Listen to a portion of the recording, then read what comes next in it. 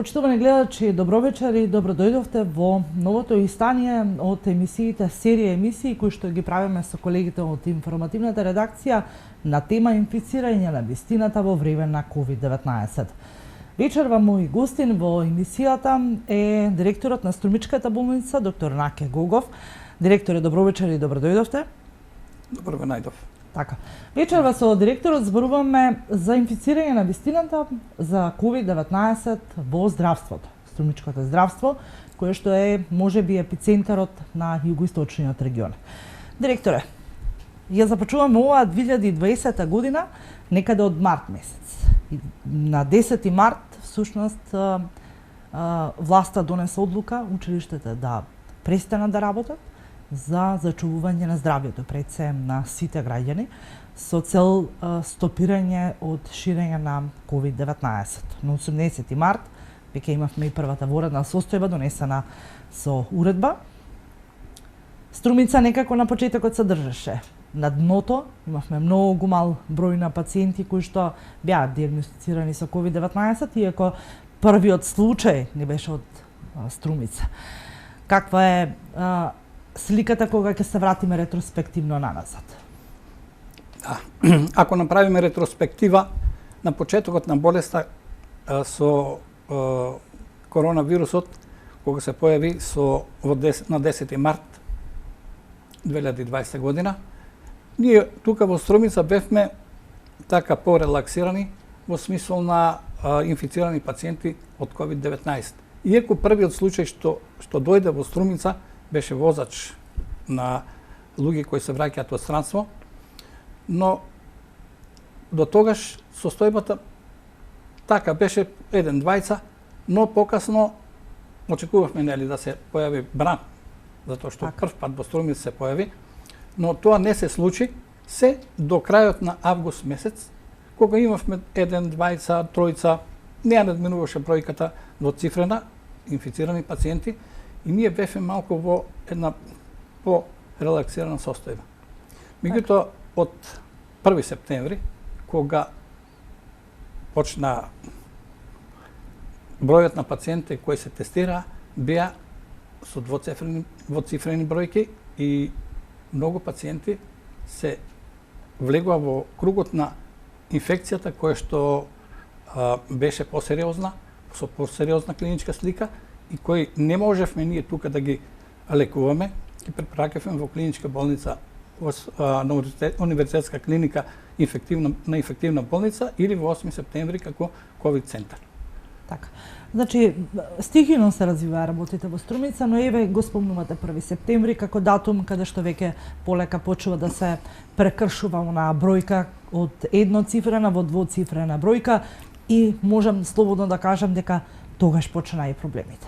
Почна се поголемиот број на инфицирани во Струмица, луѓето кои што бараат легло повеќе, инфективно оделение ни се наполни, па баравме чаре како да направиме простор за легло повеќе со цел да може да ги стационираме овдека. Како одминуваше времето, кај нас во Струмица на инфективно оделение се зголемуваше бројката на пациенти кои што бараа лекарски преглед или стационарно лекување, всушност лекување во болнички услови.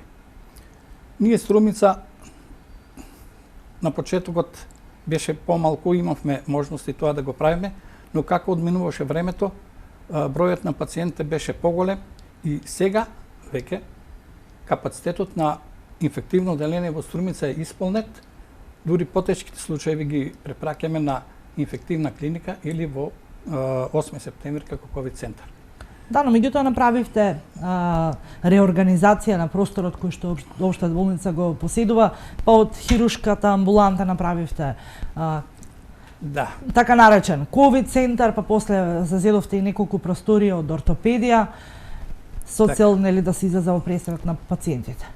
Како одминуваше времето, бројот на пациенти кои што бараа да бидат кои што бараа да бидат лекувани во болница, туку и самите пациенти беа со потешка клиничка слика, имаше потреба да се лекуваат на инфективно оделение.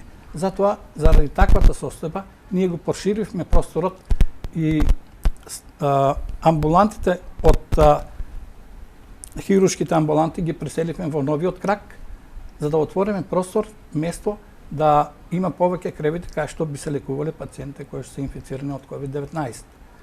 Таму отворивме 19 кревети, значи на инфективно одделение имавме 25 кревети, тие се пополнија и плюс кога го отворивме тој дел од хируршките амбуланти, се зголеми бројот кај што се лекуваат пациенти некаде веќе до 45 кревети. Капацитетот наши за сега толку. Малку да преминеме на другата страна. Имаше многу критики, имаше многу врева се крена дека Струмичката болница се соочува и со проблеми со недостаток на болнички и амбулантни возила, кои што треба да ги транспортира пациентите до клиничките центри во најмала рака во Штип или пак во некој од клиниките во Скопје. Напишавте статус во кој што побаравте да донираат граѓаните на своја волја, но за кратко и го повлековте статусот, но еве сплетна околности за многу краток период Струмичката болница доби амбулантно возило. Директоре, сите знаеме колку пациенти гравитираат околу Струмичката болница, овдека се лекуваат и пациенти од Радовиш, од Гевгели, од Валандово, па дури од Берово, што е оној баш источен регион на Македонија. Задоволува ли капацитетот на болнички амбулантни возила во моментов кој што ги поседувате? Јас кога го објавив статусот дека на Струмичката болница и треба возило кое што ќе биде исправно и ќе може да ја обавува функцијата да можеме пациенти да ги препраќаме во другите клинички болници или 8 септември, да може да бидат префрлени со возило кое што ќе биде сигурно да се транспортираат. Меѓувреме се случи сообраќајки кои што ги хавариса едноставно болничките возила и ние останавме без ни едно возило. Мораше да позајмуваме возило од брза помош, да ни дават возила, да ги транспортираме пациенти до 8 септември или на друго место, мислам од другите клинички болници. То Штип или инфективна клиника во Скопје. Така. Од кога го објавив статусот, имаше многу негативни коментари, како можело да се бара нешто што не е институционално, да бараме донации. Па донациите може да се барат по секое време. Така. Тие што сакаат да донираат, никој не бара на сила да ни дајете толку, ние бараме, тие што можат да ни помогнат и со таа намера векме кој колку може да донира во болницата, оти се работи за болница, не се работи за лична потреба моја, туку се работи за возило кое што ќе ни послужи на сите граѓани кои што ќе побараат болничка услуга или ние ќе одлучиме докторите каде треба да се упати пациентот, дали во 8 септември во Скопје, по Штип или на друго место, ама треба да биде тоа сигурно. Да се транспортира, да се однесе пациент до Скопје, треба да биде возило здраво и сигурно за патување. Како за пациентот, така и за медицинскиот персонал. Емисијата ни се вика инфицирање на вистината во време на COVID-19, еве од областа каква е сликата во здравството. Ние медиумите, еве јас можам да кажам дека многу често ве следам, дека постојано ви звонам на телефон. Многу пати ве снимавме кога зборувавте дека на Струмичката болница е неопходно ново амбулантно возило или пак во најмала рака амбулантно возило кое што ќе ги врши услугите.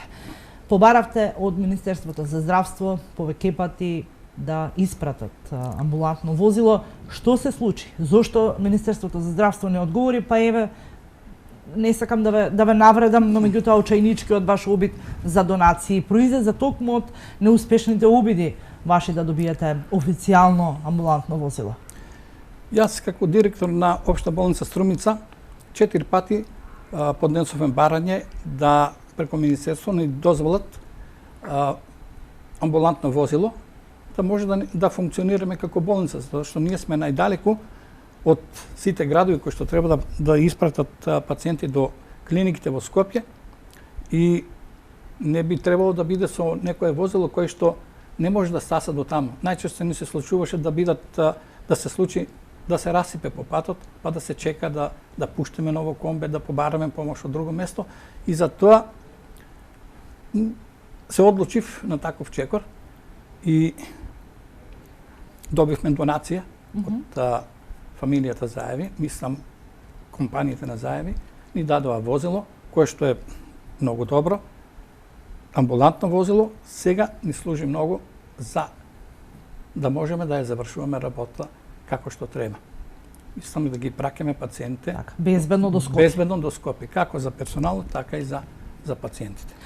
Директоре, ќе продолжиме понатаму, но овдека ќе направиме еден мал рез во време на COVID-19, секако не сакам да ги занемариме епидемиолозите кои заедно со инфектолозите стојат на првата борбена линија. Епидемиолозите се оние кои што застануваат напред, ги прават првите контакти со инфицираните, па ја прават епидемиолошката карта, што велат всушност епидемиолозите кога станува збор за новата состојба со COVID-19, каква е сликата во Струмица, каква е всушност реалната слика во Струмица, од разговорот кој што претходно го направивме со епидемиологот доктор Мери Николова Гичева.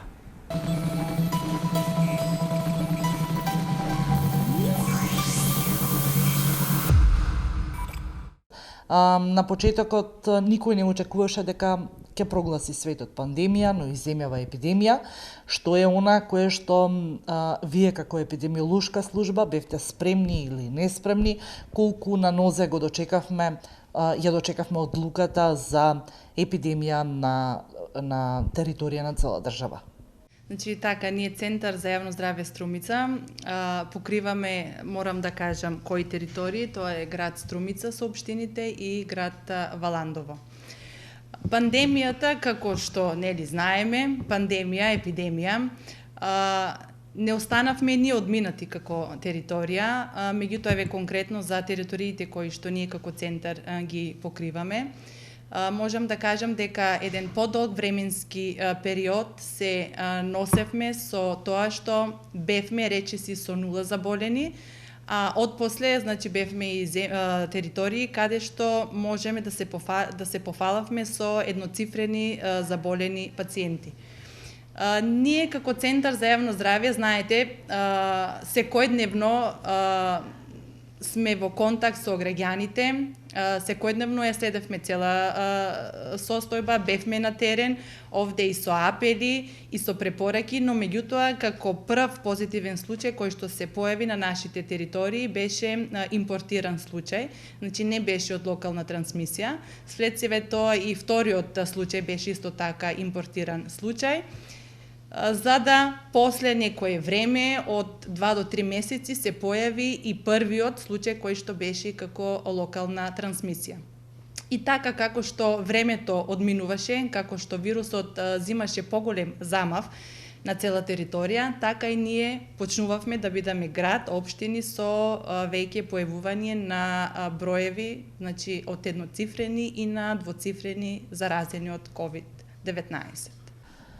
Директор, кеве ние медиумите, секојдневно во медиумите објавуваме што се случува на цела територија на држава, но генерално еве ние регионалната телевизија зборуваме што е она кое што ни се случува на регионално ниво. Во многу наврати еве и директорот на Центарот за јавно здравје зборуваше дека трансмисијата е сведена на ниво каде што младите веќе кои што се почесто се надвори децидни дека не ги почитуваат мерките пропишани од Комисијата за заразни болести, па на тој начин имаме и мали семени кластери. Веќе не знаеме всушност кој е оној кластерот кој што веќе бројките стануваат се поголеми и од каде истите имаат корени. Така, значи првично почнавме со импортиран случај, за отпосле после 2 месеци како што реков почне оваа локална трансмисија да се појавува. Во однос на дистрибуцијата на пол и на возраст, најголем дел во почетокот беа луѓе, пациенти над 60 години, но меѓутоа како што одминуваше период, стапката на возраст се намалуваше Потоа беа на удар така да кажам возрастните групи од 40 до 49, па од 50 и до 59, за да после имавме еден период каде што врз основа на непочитувањето на мерките и на препораките кои што беа укажени дадени од Комисијата за заразни болести и Министерството за здравство, младата популација некако, ајде така да кажам, несериозен пристап имаат кон цела ситуација, со мислата се носеа дека помладите можеби најголем дел асимптоматски го поминуваат или во многу поблага форма. Но меѓутоа не знам дали свеста работеше тогаш, затоа што тие беа еден од тој период, еден од најглавните извори на новите инфекции, каде што се заразува домашните, повозрастните, и така тој период всушност почна и да произлегуваат и домашните кластери. Вие сте на првата борбена линија, вие сте и оние кои што ги правите анкетните листови. Многу лекари се погласно зборуваат дека веќе позитивните лица знаат и да ги скријат контактите, а со тоа да го загрозат не само сопственото здравје во случајов, туку и на сите останати со тоа што нема да влезат во анкетниот лист кој што вие епидемиолозите го правите. Искрено да кажам, во почетокот на епидемијата со граѓаните имавме прекрасна соработка во стилот кога ги контактиравме, кога се правеше епидемиолошката анкета. Од другата страна на телефонот, позитивните лица имаа прекрасна соработка. Не дека сега не, меѓутоа зборувам грото од населението, без проблем се правеше епидемиолошката анкета, без проблем се мапираа сите контакти, без проблем се посочува и домашни, па и пријатели, другари, од работа, колеги, но меѓутоа, како што одминуваше времето, пак ќе кажам, соработката се намалуваше. Како прво, пациентите не оставуваат точни податоци. Многу голем проблем е телефонските броеви. Не можеме едноставно да стапаме во контакт. Па овде се губа во време, одминува време до кога да стапиме во контакт со позитивното лице. И така тоа беше едно од главните проблеми каде што не можевме благовремено да делуваме и да стапаме во контакт со позитивните лица. Но меѓутоа не се сите така. Не се сите така, имаме и прекрасна соработка со поголем дел од пациентите, но ќе апелирам да бидат малце поодговорни, посовесни, затоа што ако се скријат контактите, тоа моментално се скривува на еден начин, бидејќи ако реално тие се имале контакт со позитивното лице по поминувањето на инкубацијскиот период на критичните денови, ако се имале незаштитен контакт, нема како да не се пројават симптомите, нема како да не се диагностицира нов позитивен. Затоа се тие мапирање на контакти за да може да го ограничиме, да го лоциреме ширењето на инфекцијата, пошто знаеме на кој начин се пренесува. Докторке, сведоци сме на големите бројки кои што секојдневно ни се случуваат, но и на возрастните разлики кои што ковид знае да погоди. Која е онаа бројка на најзасегнати граѓани, категорија на граѓани кои што најмногу страда од COVID-19? Реално нема популација која што не е опфатена, но меѓутоа најголем дел по дистрибуција по возраст се застапени над 60, 40 до 49, имаме и од помладата популација, но меѓутоа тоа е во многу мал процент. Со еден збор кажено, сите возрастни групи се застапени, со поголем дел од машката популација се заболени. Струмица беше со многу мали бројки на почетокот на епидемијата, но како одминуваше времето, еве можеме да забележиме дека во последните 2 до 3 месеци бројките стануваа се поголеми, бројот на смртни случаи се зголемуваше. Каква е во моментов состојбата? Што велат бројките во овој момент? Значи, нема да одам со некоја конкретна бројка, но еве од прилика над 1500 имаме заболени, диагностицирани, пријавени, што се сомневам дека тоа е реалната бројка, бидејќи поголем дел од населението и сами дома се лекуваат, доколку не им се влоши состојбата, тие не бараат лекарска помош. Некаде во моментот имаме над 900 активни, не над 500, над 900, над 50 починати, меѓутоа оваа бројка со тек на времето драстично се зголемуваше. Имавме пик каде што бројот многу се зголеми и знаеме тоа зошто е така, но сега во последните 2 па до 3 недели можам да кажам дека бројката е намалена, но меѓутоа тоа не треба да не демотивира за да не ги почитуваме мерките и препораките кои што се од комисијата. Се погласно се зборуваше дека по завршувањето на првиот бран со COVID-19 можеме да очекуваме втор пик, односно втор бран, каде што ќе имаме зголемени бројки на позитивни од COVID-19. Сега во последно време можеме да слушнеме од експертите и од вас епидемиолозите дека не очекува можеби и трет бран. До кога ќе одиме со бранови и со пикови кои што ќе ни ги зголемуваат и бројките на ново позитивни од COVID-19? Видите, периодот е таков како што е веќе зима, период на прохлади, на настинки, на риновируси, на очекуваната и секоја година познатата инфлуенца, па и коронавирусот. Не дека нема да има трет бран, се очекува, но меѓутоа јас со давањето на мерките и на почитувањето, на мерките и на препораките, да бидеме совесни да направиме до тој степен да го ублажниме овој бран. Бидејќи капацитетите и во општа болница и еве овде кај нас во Центар за јавно здравје знаеме колку се, значи ние деноноќно работеме 24/7, не може да си ги видиме фамилиите. Стануваме рано, доаѓаме на работа, се пребираме касно. Колку и да сакаме и да можеме да издржиме, верувајте, сите сме при крај со сили. Ке мора тука граѓаните да ни помогнат со почитувањето на мерките и на препораките за да може колку толку тој бран што се најавува, а верувам и дека ќе го има, барем да биде облажнено.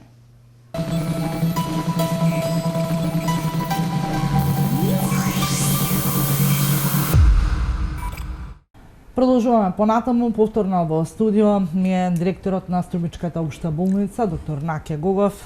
Директоре, продолжуваме понатаму со темата инфицирањето на вистината во време на COVID-19. Каква е сликата во здравството?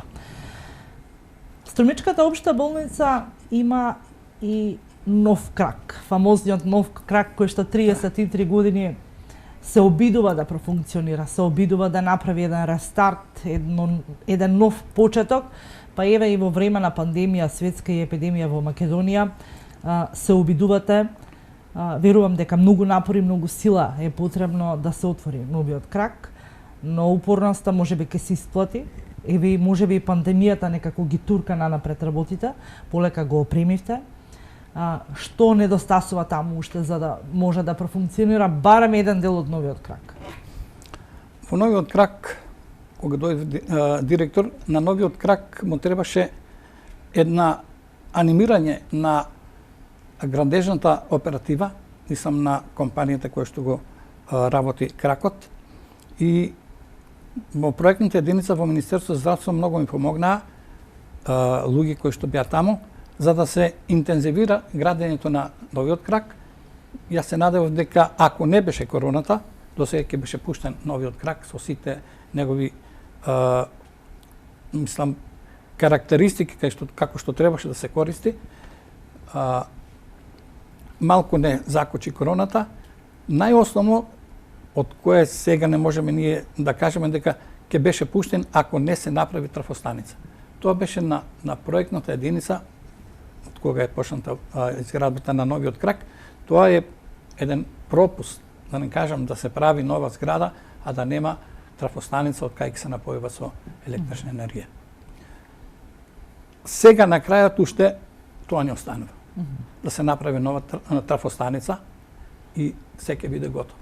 Таа чини пари или пак можеби не е проектирана доволно, па има некакви проблеми? Не е проектирана доволно, плюс нели како да кажам за маркица за градење, тие се административни работи кои што некој пат го забавуваат процесот на работата за да се заврши побрзо. Што велат вашите очекувања? Кога би можело конечно? Знаете како е, кога сте од другата страна на камерата и кога постојано велиме ние новинарите, па заедно со вас секако надлежните раководители на институции и на еве конкретно на општата болница дека наскоро до крајот на летото, до крајот на септември, до наредниот април, знаете некако несериозно делуваме. Реалниот проблем постои, да, трафостаницата, инженерите велат дека доколку се напои новиот крак од веќе постоечката зграда во општа болница, дека ќе настане тотален мрак, дека нема да функционира ниту веќе постоечкиот капацитет на општа болница. Сите се стремиме некако сите да почне да функционира овој нов крак, секако дека ќе биде олеснителна околност за вас лекарите. Новиот крак е граден по европски стандарди на болници, кој што мислам кај што ќе се лекуваат пациентите ќе биде многу добро. Мислам, секоја соба има санитарен јазел, кај што немат мешање тоалети за едно користење и други потреби. И единствено останува да се приклучи трафостаница да се направи. Мислам, тоа ќе биде за месец до месец и пол ќе бидеме готови и може тогаш да се пушти болницата во употреба вториот крак, каде што ќе бидат сместени хируршките гранки, ќе бидат растретени стариот дел, кај што е, нели, порано имавме лифтовите беа постојано расипани, бараше сервисирање скоро секој ден, имавме проблеми со транспорт на пациенти до одделите. Сега со новиот крак се надевам дека за месец до месец и пол ќе бидат готови и тој проблем ќе го снема, а условите кај што ќе бидат сместени пациенти ќе бидат, да не кажам, на европско ниво, на да. европско ниво. Така. Сега вака да направиме една паралела. Го започнавме во меѓувреме пред неколку дена, започна изградбата на модуларната болница, допред неколку, ајде да не речам денови, еве недели и месец, министерот за здравство белеше дека новиот крак, односно првиот спрат од новиот крак на болницата ќе биде наменет за регионален ковид центар. Останува таа идеја додека да се опреми модуларната болница, па во меѓувреме да се пренамени првиот спрат за ковид центар, или пак останува само да чекаме да се направи модуларната болница? Се надевам дека просторот што го користиме сега и креветите кои што ги имаме во инфективно одделение и ковид центарот кај што се сместени хируршките амбуланти, старите хируршки амбуланти, за сега е доволен за да ги покријат потребите на пациентите да се лекуваат во општа болница Струмица. Меѓутоа, ако продолжи трендот на зголемување на бројот на пациенти кои што ќе бараат лекување во општа болница Струмица, ќе бидеме приморани да го отвориме едниот крак, уствари првиот крак од второто крило, новото крило, каде ќе се лекуваат пациентите, не дај Боже да се зголеми бројот, па тогаш ќе размислуваме. А инаку тој крак, мислам тој спрат од новиот крак е спремен за да ги приме пациентите. Директоре, да продолжиме понатаму. На почетокот од емисијата спомнавме дека бројот на болнички капацитети е толку. Направивте реорганизација, но нека да се поставува прашањето. Дали Струмичката болница има доволно ресурси за пациентите кои што доаѓаат и бараат помош и поддршка за лекување од COVID-19, има доволно број на кислород и на лекови? Да. На инфективно одделение кај што се лекуваат пациенти со COVID-19, кај што работат колегите, и терапијата која што ја спроведуваат на пациенти кои што се лекуваат е терапија која што се дава по протокол од инфективна клиника, а ние тоа го имаме. Терапија која што треба да се даде на пациентот болен од COVID-19, имаме како ампуларна терапија, така таблетарна терапија, имаме доволно кислород. Досега не сме останале без кислород. Како што може да се случи, нели? Ние правиме напори секој пат, нели, во текот на денот ги проверувам одделението дали има доволно кислород. Ако некој пат затаи нешто да нема или нешто техничка пропуст, ние се снаоѓаме секако од другите одделенија, ако треба ќе позаиме боца, само да не остане инфективно одделение без кислород. Секој пат сме имале кислород. И од технички гасови кои што нас надуваат со кислород не сме имале проблем до сега. Така. Дворот на Струмичката болница понекогаш е преполн, понекогаш знае стихино да се намалат бројките, гледката пред болницата е секогаш различна. Во пресред ви излегува и Црвениот крст кој што поставија шатор. Многумина од граѓаните тогаш велеа дека овдека ќе лежиме во шаторот, но меѓутоа намената на шаторот кој што го постави Црвениот крст е сосема друга. Намената на шаторот, шатор што се постави во дворот на инфективно оделение е заради временските услови кои што сега еве есен зима, пациентите не можат да бидат внесени сите внатре во инфективно оделение или амбуланта, затоа што не е дозволено собир на толку густо собирање на луѓето. Мора да држат дистанца, да носат маски, а тоа во шаторите ќе биде идеално решение кај што може да се почека додека да почне прегледот на пациентот во амбуланта, во инфективна амбуланта. Шаторите се за таа намена. Така. Имавте низ времето наназад, повторно ќе се вратиме ретроспективно, кога починати пациенти кои што починуваат во Струмичката болница, нивните роднини, семејство, па и пријатели многу често знаеа да направат скандал. Не само приказната не завршува само со скандал, значи има тука веќе и повреда на личности. Личностите се најчесто медицинскиот персонал и лекарите. За таа намена, еве, со повторната одлука на претседателот Пендаровски е да се овозможи пристап на армиските припадници и припадниците на МВР. Веќе е видно присуството на овие припадници во кругот на Струмичката болница, не е заради некакви други причини, токму заради безбедностни причини. Да, луѓето се со различни карактери и различно реагираат на несоодветни реакции од ситуацијата. Или ако почине човек од фамилијата, малку се во афективна состојба и они реагираат на несоодветен начин, мислејќи дека човекот ако починал заради грешка на медицинскиот персонал. Но тоа е еден опасен вирус кој што треба сите да не опамети, дека треба да носиме маски, треба да се држи растојание и да се одржува хигиена. А во такви услови луѓето во афективна состојба не можат да ја контролираат подсвеста и они можат да дојдат во конфликт со персоналот, со медицинскиот персонал, медицински лица, да ги вознемерат и да се расправаат без потреба. И еднаш се случи една ситуација каде што пациентот после екзитусот или умирањето го прекршија протоколот на земање на починатиот од одделението. Го зема со кревет преку ограда и го изнесува и го однесува. Меѓутоа, не беа и тие криви, затоа што меѓу граѓаните се ширише веста дека ако се прогласи починат од корона, се плаќа многу за погребни услуги. И вика, во болницата ќе би земат пари. Во болницата никој не побара пари за починат пациент или за лекувани пациенти од COVID-19. Тоа компаниите, погребалните оператори, они си стават цени, они треба да бидат подложени под некоја инспекцијска контрола на пазарна инспекција. Така. За да имаме увити на цените кои што секако ги прават. Ние во болницата не сме побарале на ни еден пациент починат или лекуван во болницата да плати партиципација или нешто друго. Конкретно за COVID-19. Конкретно за COVID-19. Апсолутно.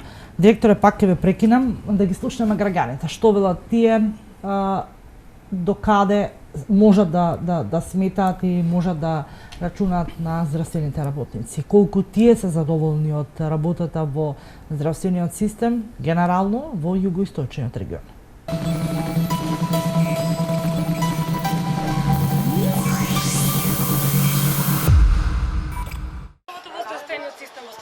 Не. Зошто не врвате?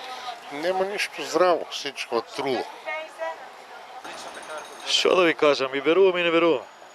Кажете ми колку верувате на здравството во Струмица? По проценти ли? Вие, ваше мислење, колку верувате? Да, доволно верувам. Таму сум 40 години веќе, уште малку. Нема кој да заведе сметка, таму многу лошо. Ништо не можеш да кажеш. Него не сум бил на болница. Тоа што слушате,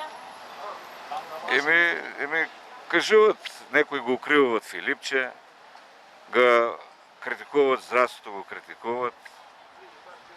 Не ги прималя матичните лекари. Такви работи случаи. Па просечно добро, аз мислам. Добро, аз мислам, за толкова нема некои прописи, не знам друго. Кој е повреден, има ли некој повреден или не. Јас мислам дека е добро. За толкова, да.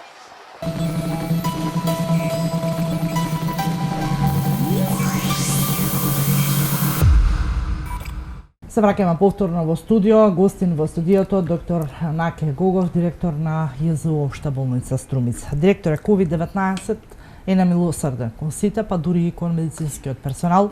Да. Има не само медицински персонал, од болничари и медицински сестри, има позитивни и лекари. Каква е во моментот состојбата? Дали може да сметаме дека барем во кругот на болницата лекарите и медицинскиот персонал може да бидат поштедени од COVID-19? Од COVID-19 никој не може да биде поштеден, оти тоа е еден вирус опасен кој што некој, мислам, и граѓаните ширија дезинформации дека тоа е завера, дека не постои такво. Дали викат ти, директоре, докторе, веруваш во такво нешто? И јас им одговорав, вие почитувајте ја одлуката на Комисијата за заразни болести на владата на Република Македонија и носете маски, држите растојание и хигиена. А не дај Боже некој од твоите или ти да се зарази со таков вирус, па тогаш не можам јас да ти кажам, да гарантирам како ќе биде твојот живот понатаму. Оти луѓето, додека се здрави, они не знаат што е болест. Ако се разболи, тогаш ќе знаеш што е болест.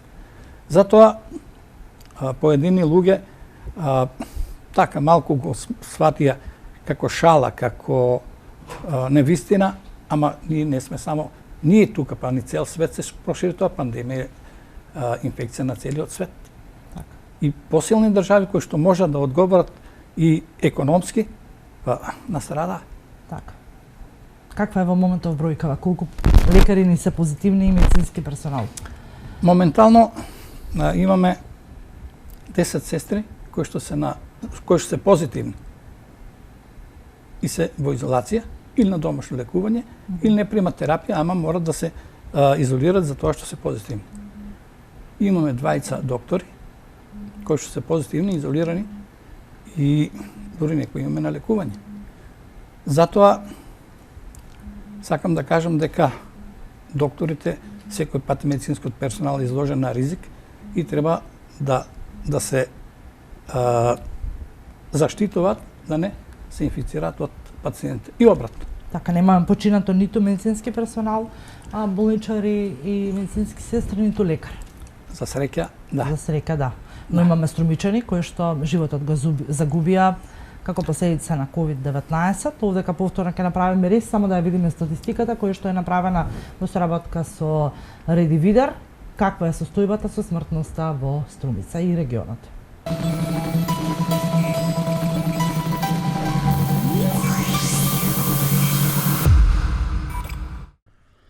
Стапката на заразени од COVID-19 во земјава од април па до денес оди во нагорна линија. Имено, во април стапката на заразени од COVID-19 е со 4,2%. Во мај, оваа бројка вели дека заразени биле со варијабилни од 2 до 8%. Во јуни, бројката е од 8 до 20,8%. Во јули, 9 до 14,3%. Во август, од 8 до 20. Во август, од 8 до 2,4 паднала на крајот на месецот, а септември бројката повторно се искачува, па од 6,9 се искачила на 11,4 и со неа завршил месецот. Во октомври оваа бројка почнала повторно да расте, од 12% на почетокот на месецот до 32,9 стапка на заразени. Ноември започнува со 35,3%, енормно висока стапка на заразени, а месецот завршува со благ пат на 28,5%. Месецов започна со стапка на заразени од високи 35,5%, а последниве денови број благо опаѓање на околу 20%. Во југоистокот, процентот на заразени по градови е речиси идентичен. Во најголемата општина во југоистокот процентот е 6,41, во Радовиш 5,28, во Гевгелија 5,48%, во Валандово, иако една од помалите општини во југоистокот, сепак бројот на проценти за заразени е 6,41%, со 6,64% е општина Дојран. Од почетокот на COVID-19 во Струмица вкупно се регистрирани 2184 заразени. Во моментов, заклучно со 23.12 оваа година, има активни 625 случаи. 570 случаи се регистрирани во Радовиш, од нив 126 се активни во моментов. Валандово има 282 регистрирани случаи позитивни на COVID-19. Во моментов, таму се активни 57 случаи. Гевгелија, 1077 случаи се регистрирани како пациенти кои биле позитивни на COVID-19. Во моментов, таму бројката е 230 активни случаи. Во Дојран, со почетокот на епидемијата до денес, се регистрирани 73 случаи. Во моментов, активни 13 случаи. Во Богданци има 183 регистрирани случаи кои биле позитивни на COVID-19, а во моментов бројката вели дека таму активни се 58 лица позитивни на COVID-19. Статистиката на Центарот за јавно здравје бележи 12 граѓани кои што биле странци, генерално мигранти кои илегално е преминале македонско-грчката граница. На оваа табела се прикажани смртноста, како и излекуваните лица по градови од југоистокот. Во Струмица 84 лица починале од почетокот на епидемијата, во Гевгелија 18 лица, во Радовиш 28 лица, во Ландово тројца. Излекувани се 1475 лица во Струмица, 429 во Радовиш, 573 во Гевгелија и 222 лица излекувани во Валандово.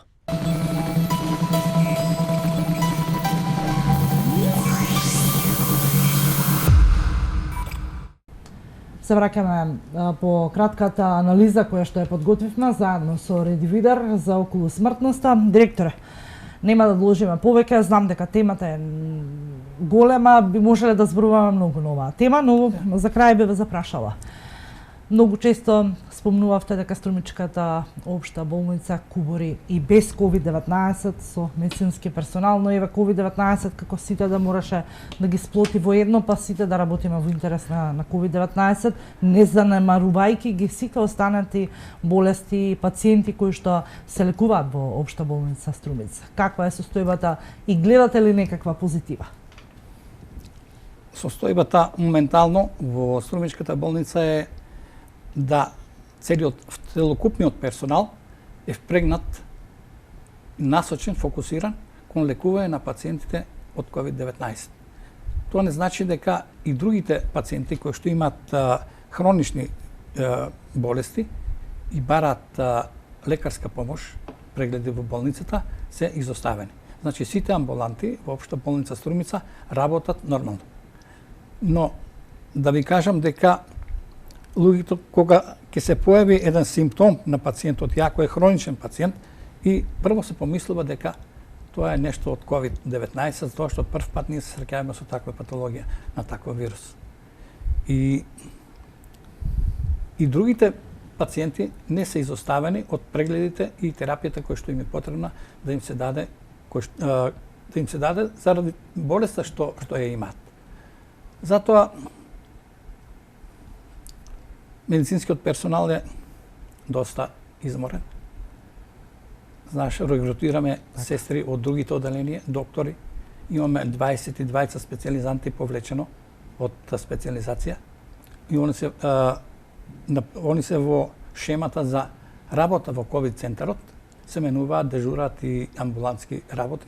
Така да се трудиме колку можеме да одговориме на потребите и барањето на пациентите, како би ги прегледале понавреме би ги диагностицирале и понавреме би дале терапија, така да луѓето се излекуваат Така. од таквата болест.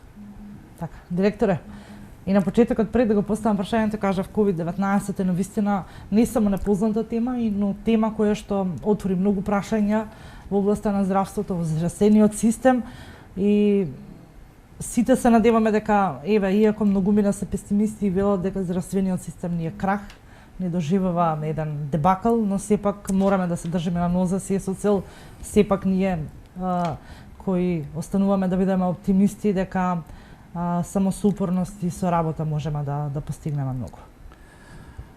Не би рекол дека здравствениот систем ни е крах. Не сме само ние. Тука имаме многу примери, посилни држави, мислам, побогати и економски.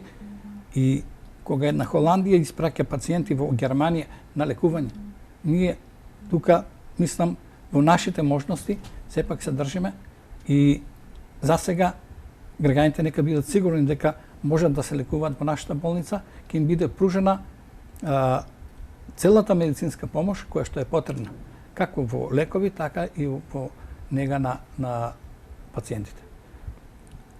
Ние додека можеме, нели, докторите, сестрите и другиот медицински персонал ќе дадат се од себе за да успееме и да ја надминеме таа криза сите, еден ден излеземе така среќни за тоа што сме победиле едно зло кое што невидливо, да. Кое што го потресе целиот свет. Така. Ви благодарам премногу за исцрпните одговори, за одвоеното време во ова време не време. Вие, почитувани гледачи, останете и понатаму да ја следите вистината, без инфицирање за околу вистините кои што ги донесе епидемијата, односно пандемијата на светско ниво со COVID-19. Ви благодарам и вам, директор.